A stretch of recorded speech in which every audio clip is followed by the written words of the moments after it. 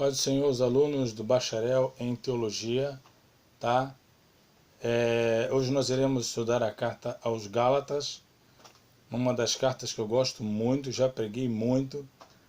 A minha igreja, uma vez eu perguntei se eles já tinham lido a carta aos Gálatas, e eles disseram que não. E eu preguei toda a carta em 1 hora. Saíram dali conhecendo Gálatas de ponta a ponta, tá?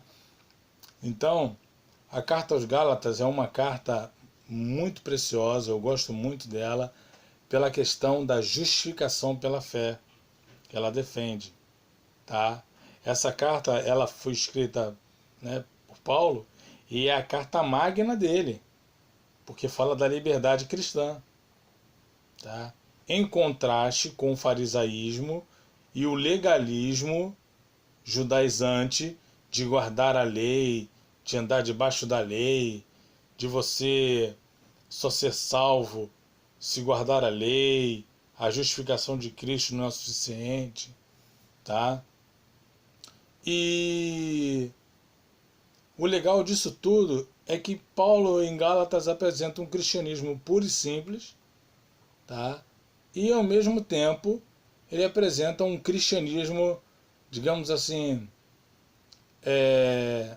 apologético, porque ele combate e defende a sua fé, o seu apostolado, tá?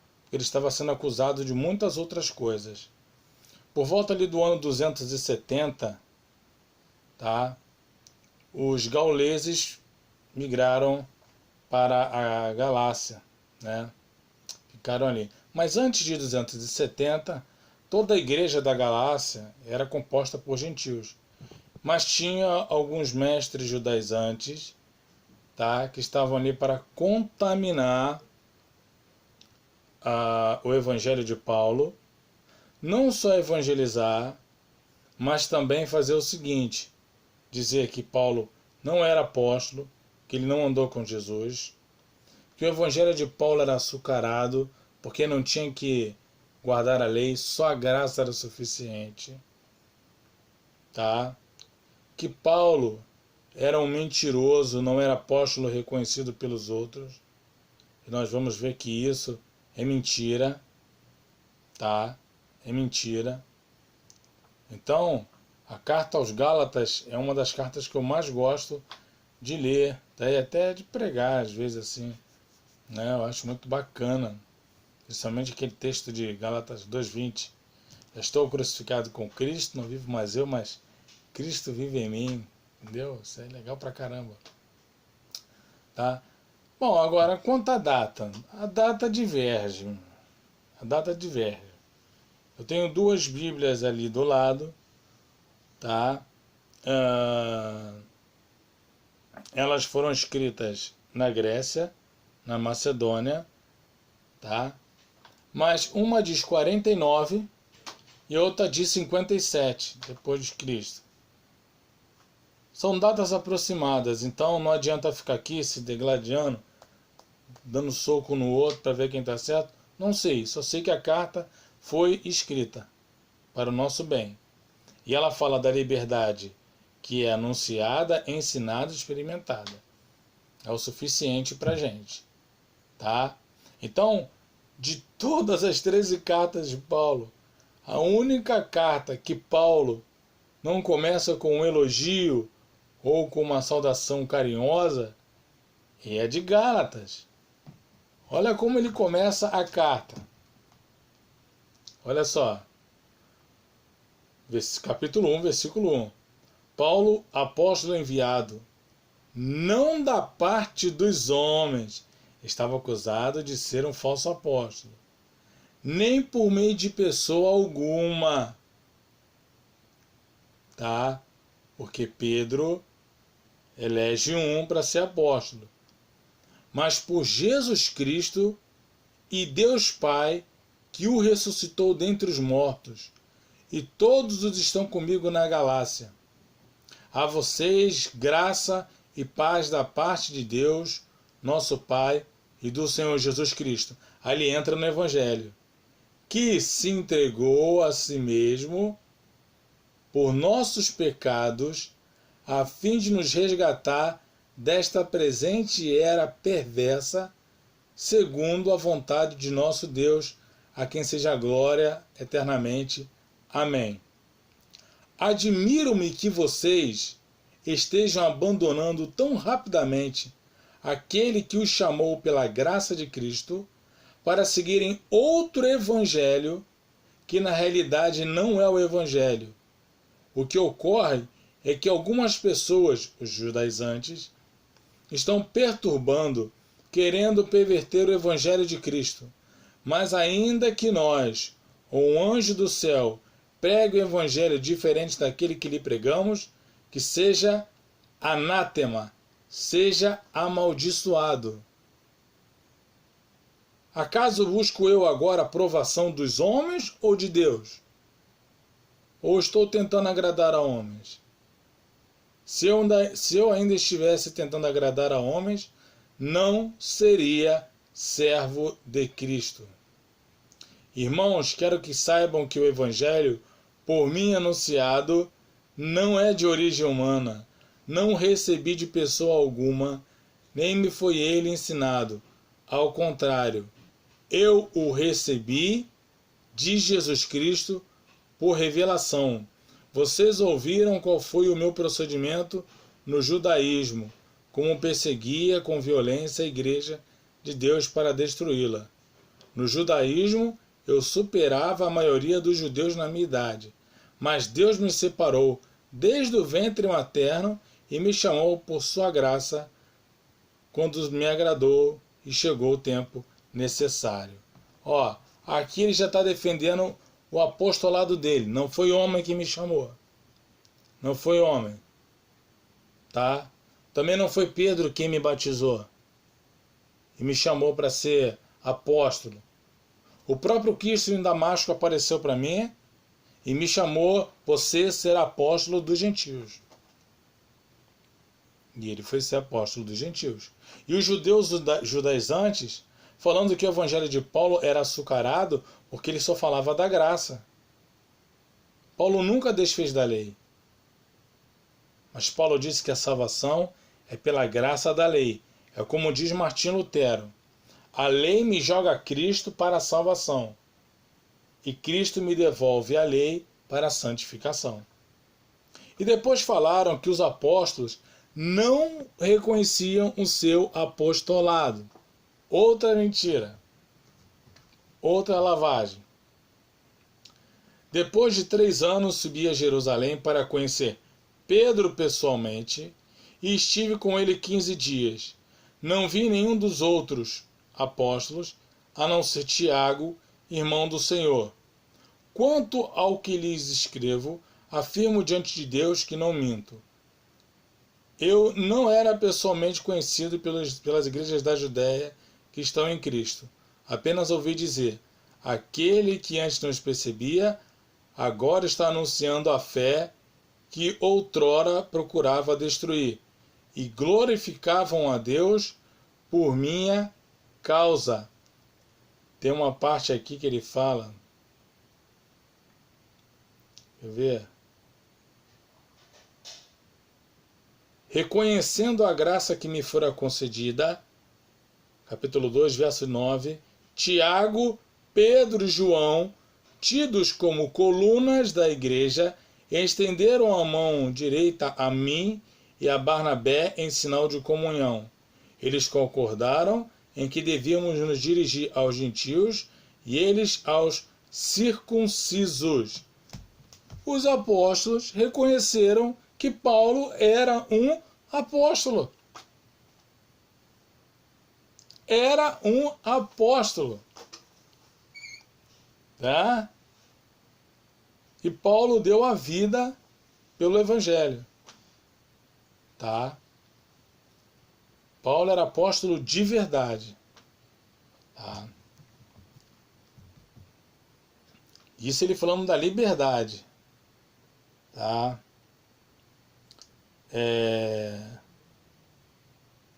Eu não vou nem falar da bronca que ele dá em Pedro. Pedro fica calado porque se tornou irrepreensível. Vou falar do texto que ele fala pela justificação, falando sobre a lei, que os fariseus diziam que você tinha que receber Jesus e a lei. Aí ele fala aqui.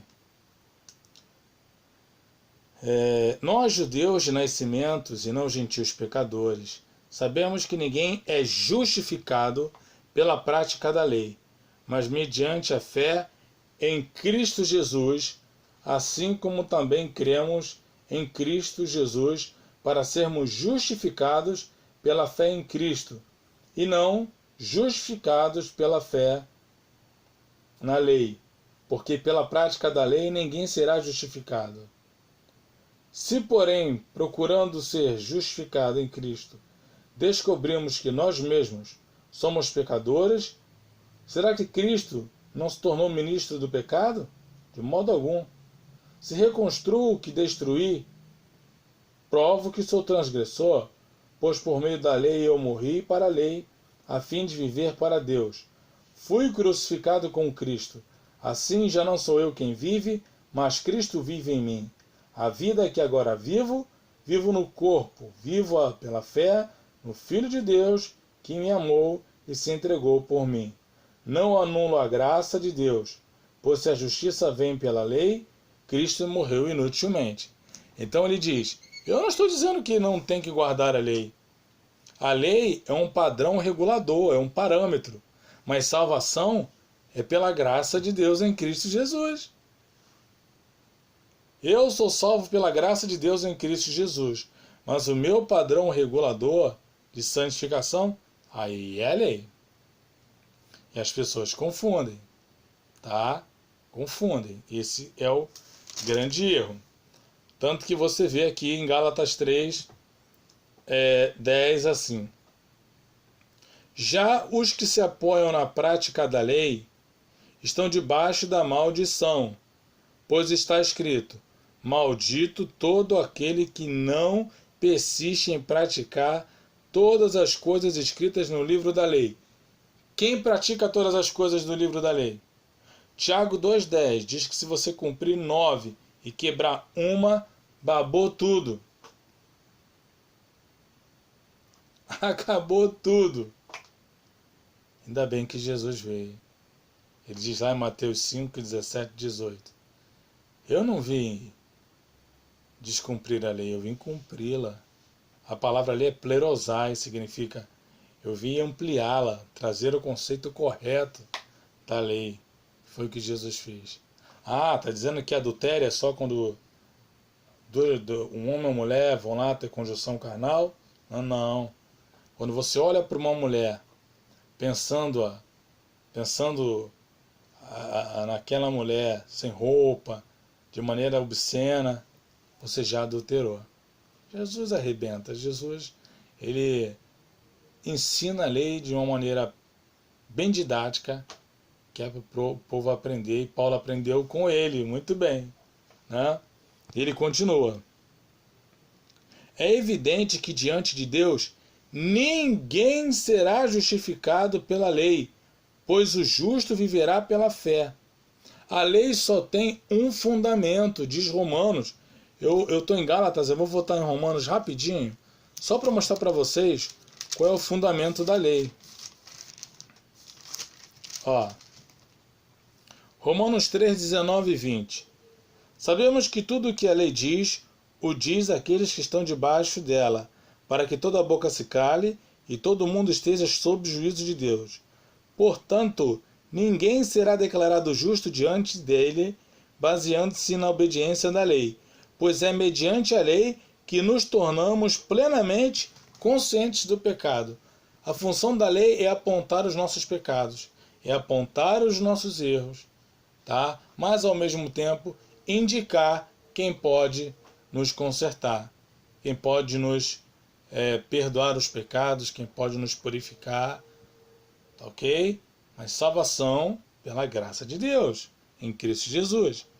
Versículo 12. A lei não é baseada na fé. Ao contrário, quem praticar estas coisas, por ela viverá. Cristo nos redimiu da maldição da lei quando se tornou maldição em nosso lugar, lá na cruz, quando ele recebe os nossos pecados, cumprindo toda a lei em nosso lugar. Pois está escrito, maldito todo aquele que for pendurado no madeiro. Isso para que em Abraão, Jesus Cristo, a bênção de Abraão chegasse também aos gentios, para que recebêssemos a promessa do Espírito mediante a fé. No último momento, Cristo ainda cumpriu a lei. Por isso que Filipenses diz que Cristo foi obediente até a morte e morte de cruz. Olha só, Deuteronômio 21. Deuteronômio 21. 21, 22. Se um homem culpado de um crime que merece a morte for morto e pendurado no madeiro, não deixem o corpo no madeiro durante a noite.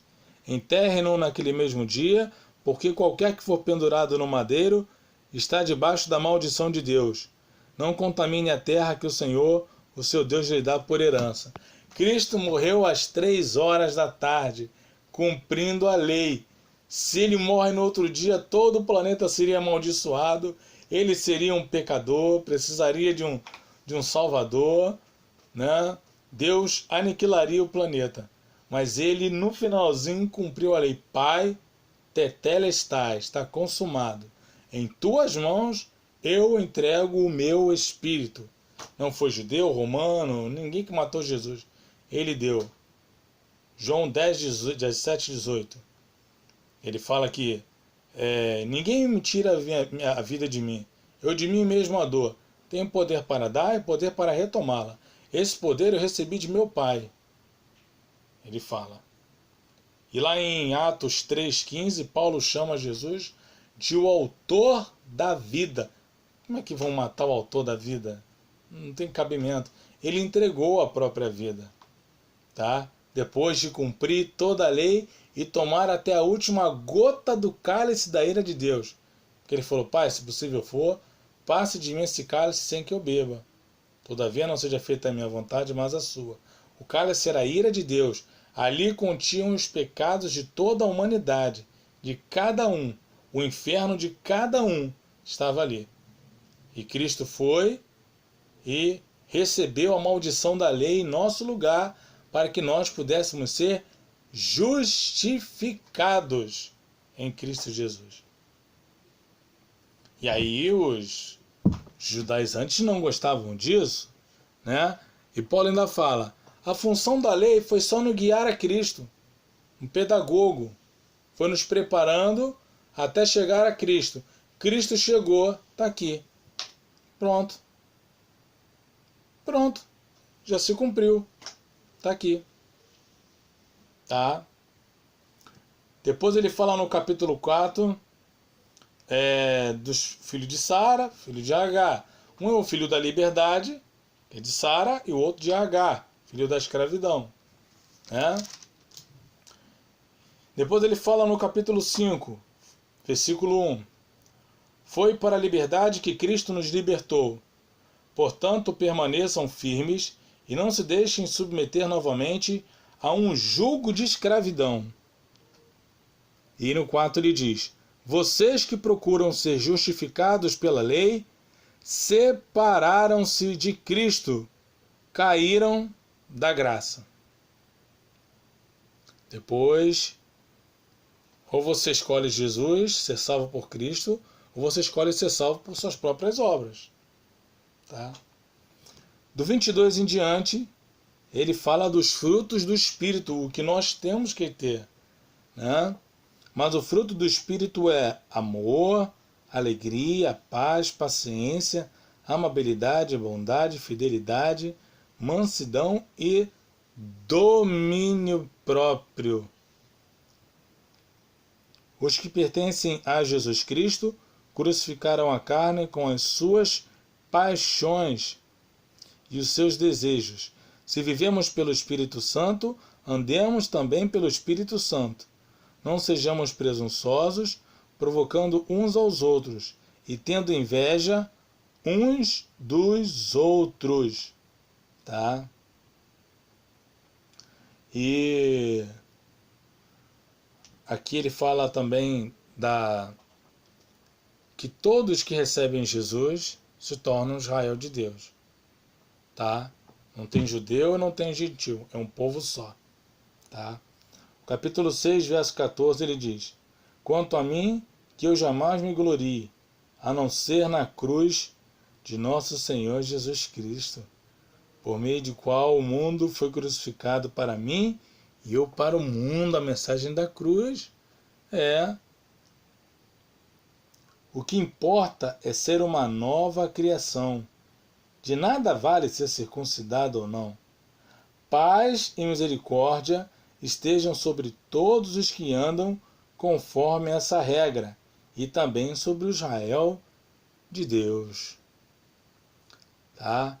Então, irmãos, Paulo aqui defende o seu apostolado, a liberdade cristã, dá uma bronca na igreja de Gálatas, porque estavam dando ouvido aos judaizantes, procurando a salvação por meio da lei e não da graça.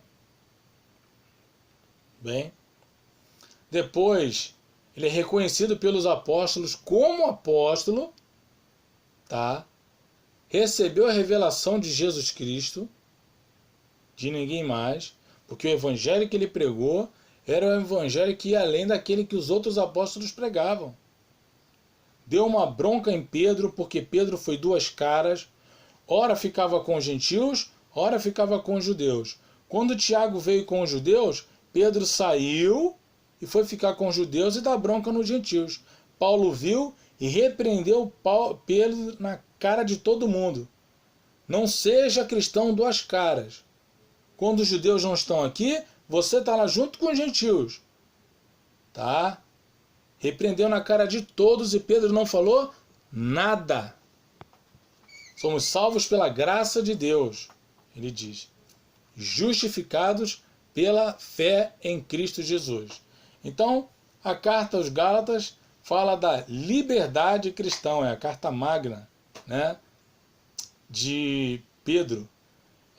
Como um videoaula, um resumo, né, espero que você leia a carta aos Gálatas, 6 capítulos só, tá? E você vai gostar muito dessa carta.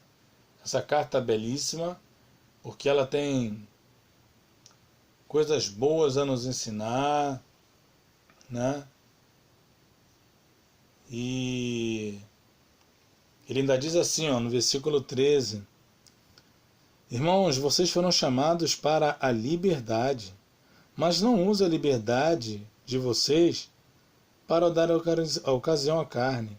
Ao contrário, sirvam uns aos outros. Toda a lei se resume num só mandamento: ame o seu próximo como a si mesmo. Tá? Paulo também cumpria a lei. Então, meus irmãos, nós encerramos a videoaula da carta de Paulo aos Gálatas. Tá? Em breve, Efésios e Filipenses. Tudo bem? Um forte abraço e que Deus abençoe a sua vida em nome de Jesus. Até mais, pessoal.